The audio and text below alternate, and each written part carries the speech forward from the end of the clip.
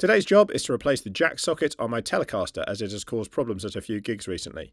I'll be taking out the original output jack system and installing an all-parts retrofit jackplate and a pure tone output jack. The output jack screws perfectly into the retrofit jackplate, and this new pairing should provide a much more reliable system. With dual tension grounds and dual positive tips to create a solid and reliable connection, the pure tone output jack is a beneficial upgrade to any electric guitar. Firstly, I need to remove the old jack cup via the correct size socket.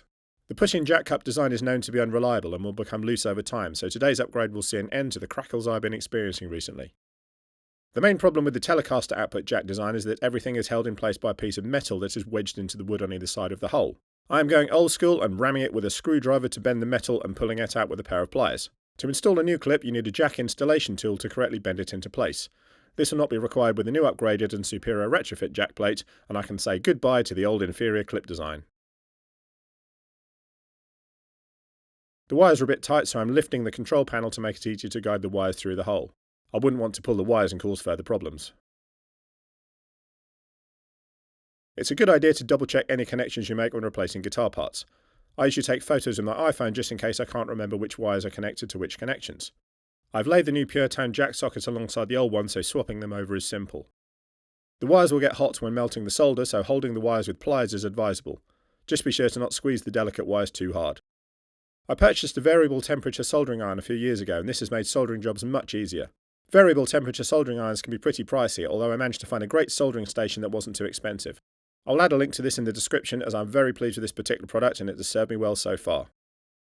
I spent way too many years using cheap, ineffective soldering irons, and they made soldering jobs a horrible experience. It is also easy to damage delicate electronic parts when the temperature of the iron doesn't suit the job. My soldering iron could have been set at a higher temperature for this job, although I had already started filming before I'd realised this. I now need to connect the new pure tone jack socket. You'll see that I've laid a screwdriver on the wire to hold everything in place whilst I make the new connection. The great thing about this job is that I'm not soldering over the top of the guitar, so there should be no risk of any accidental guitar burning. Even though the pure tone jack socket is a completely new design to the old type of jack socket, the connections look exactly the same, so this is an extremely easy upgrade. The pure tone jack has multiple points of contact, and the advertising says this provides optimal signal and the lowest possible noise, as with double the surface area on all contact points the connection is completely stable and results in greatly improved high and low frequency transfer without any spikes, crackle and pop. I like the sound of this, so hopefully the product will live up to the advertising. To create a good contact, I like to blow on the newly created joint and wait a few seconds for it to cool. The biggest soldering lesson I've learnt over the years is to keep the tip clean and only heat the iron for as long as needed. I remember leaving soldering irons on for way too long and wondering why the dirty looking tip of my soldering iron wasn't working as intended. Lesson learnt there. As a guitarist, I think soldering is an essential skill to master. Even if upgrading guitar parts is not a thing you plan to do, being able to make simple repairs will get you out of trouble if there is nobody around to help you when your guitar is not working and you have a gig to play. Once the soldering job is complete, it's now a case of putting it all together. Unlike with the original Telecaster jack socket design, the output jack can be raised in the retrofit jack socket so you can use a guitar cable with a right angle jack plug.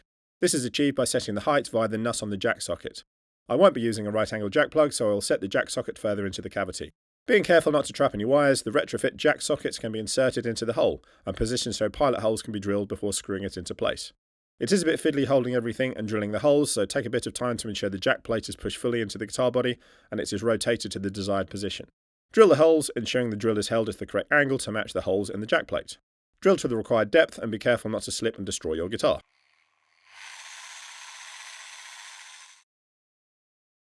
I decided to screw in one of the screws to hold the jack plate in place before drilling the second hole. Make sure you have the correctly sized screwdriver. There is nothing worse than slipping a few times with the wrong size screwdriver and damaging the head of the screw. Now the first screw is holding the jack plate, I can drill the pilot hole for the second screw. The camera was not in the best position to allow me to screw in the final screw, so this was a bit fiddly. Filming at the same time as doing repair jobs is always a risky business. All I need to do is screw down the control panel, being careful not to trap any wires, and this job is complete. This is a job I highly recommend to any Telecaster players, as it should stop any output jack socket problems in the future. I now look forward to many years of trouble-free Telecaster gigs. And there you have it, one fully functioning and much improved output jack.